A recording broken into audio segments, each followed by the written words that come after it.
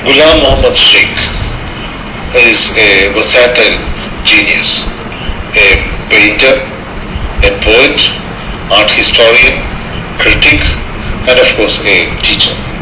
He was born in Surendranagar, a city in a district in the Saurashtra region of Gujarat in 1937. And after schooling, he left Surendranagar in 1955. He went on to study fine arts, taking a post-graduation in the subject from Maharaja Sayajirao University in Baroda, where he later on enrolled himself as a teacher and continued to teach for 3 decades from 1963. And in between, in 1966, he had a master's degree in fine arts from the Royal College of Arts in London.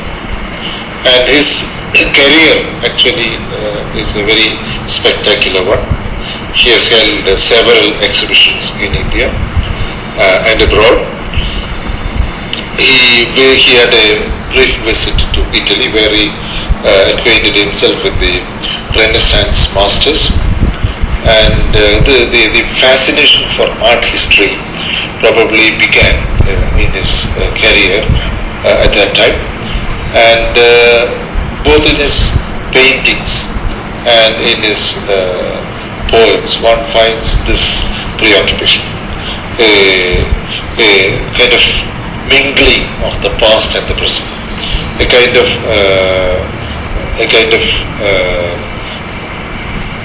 conjoining of history and contemporaneity, which can be called the hallmark of his writing. So his exhibitions, for example, include one at Mumbai in 2004, one of his famous exhibitions, in New Delhi in 1998. There is a retrospective of his work, there was a retrospective of his work in 1985 in Paris, and quite a few other exhibitions. He had one in Tokyo, for example, in 2008, and one in Chicago in 2007, in Mexico City, and Berkeley in California in 2005, in Perth in Australia in 2004. He has also lectured on art history, especially Indian art in Europe, UK and Australia. His poetry, of course, is quite remarkable. He started writing poetry early when he was in school, and his early poems were published in journals like Vishwamanav, Kshitij and Vrutchik. And his first collection is titled Adhava, which was published in 1974, and then there is a second collection called Jaisalmer poems, published in 2013, and then a small collection called Drishyakala, published in 1996 in between. If you look at both Sheikh's poetry and his painting, certain trends are visible, more so in his poems than in his paintings. For instance, his adherence to high modernism, of course, in Gujarati poetry, which is something probably common to many of his contemporaries in other literatures in India, especially during the 60s. Okay, now this is not surprising because of his association with Suresh Joshi, the arch high modernist in Gujarati poetry. Of course, Suresh Joshi has come in for very heavy criticism from postmodernists and other movements closely allied or partly sympathetic to them, like the Gujarati Dalit movement. And Sheikh's poetry, probably his position at let us say the pinnacle of Gujarati high modernist poetry, stayed up to the last decade of the two. So I don't think he writes poetry recently. He hasn't written any poems recently. What we have of his poetic output are what we credibly know have been written before 2000.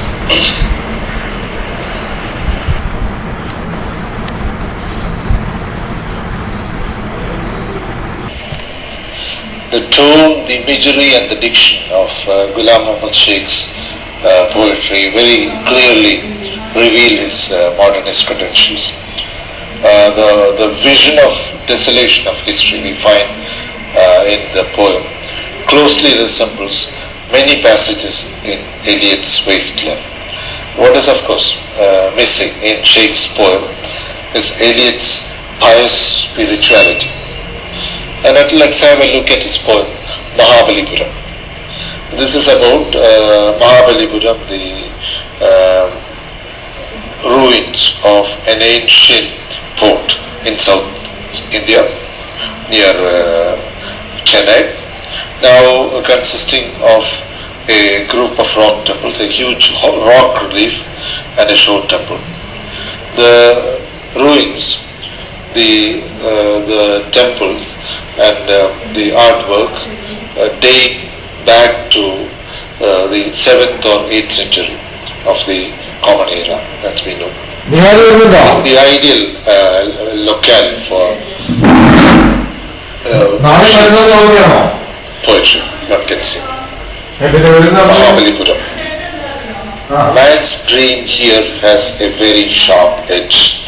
Teeth marks of the hungry dead pit the flanks of domesticated beasts.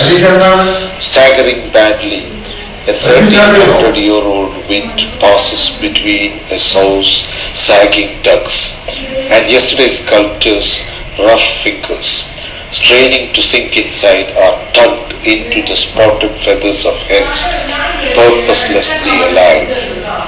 Chameleons slumber at ease in the belly of rubbish, and slime-covered frogs poke obscene fun at God, who sits exhausted on the steps.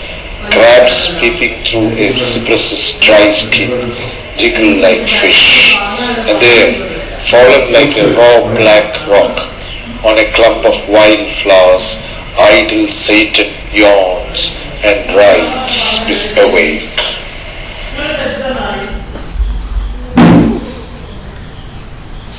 Of course, man's dream here would have a very sharp edge, because it scratches the bites of the wind or water on the sculptures of animals that you see here, are perhaps the edges of the teeth of generations of history which you find on the sculptures. And they also represent some kind of an erosion of perfection, which of course one can't help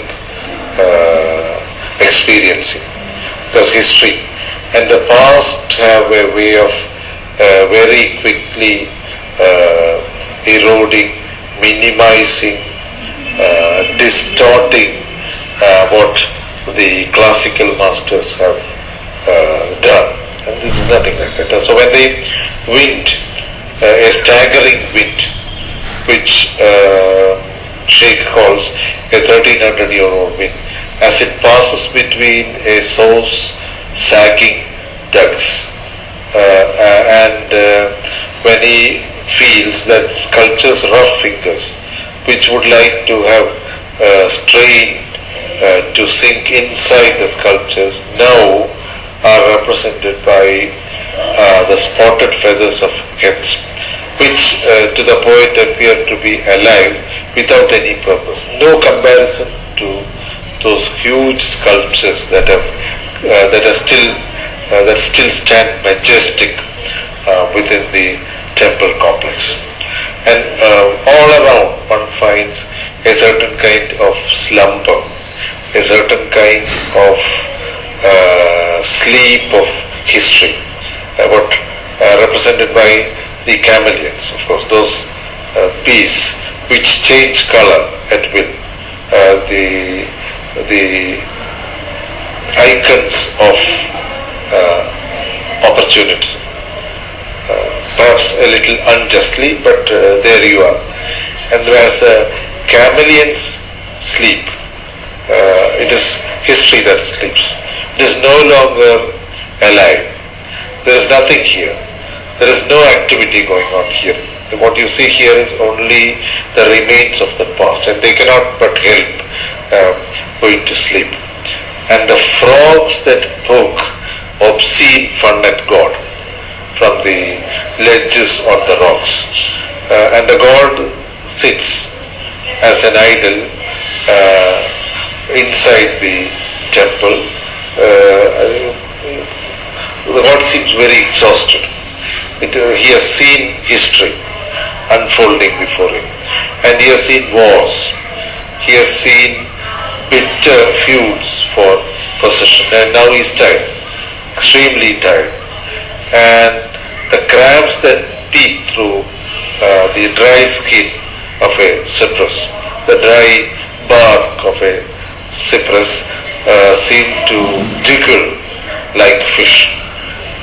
Again, like the chameleons and the frogs, mocking at the past, mocking at history.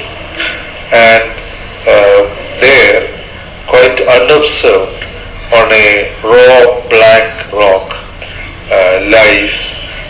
sits Satan, who yawns and probably wants to get to work. So what kind of mischief is Satan planning? This poem was written in 1962, long before one really thought or even imagined the kind of mischief that is being unrolled today. But then Shaikh asked this pertinent question: what is Satan going to do? He is already awake, and he's writhing himself awake, and he'll soon get to work. So what is he going to do? This is what Shaikh probably foresaw in 1962. Or rather, this is probably also the year of the Chinese War, 1962. So something is coming.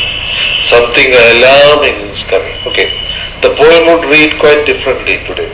When the mischief has been fully unraveled, we know what is going to happen. We know what's going to. We know where history is being led by the nose. Okay, but not in 1962. So we read the poem in, let us say, retrospect. Almost like what the Hindi poet Dhumin wanted his readers to do. Kal sunna mujhe, he said. Listen to me tomorrow. Yeah, we are listening to Ghulam Muhammad Shaikh in tomorrow.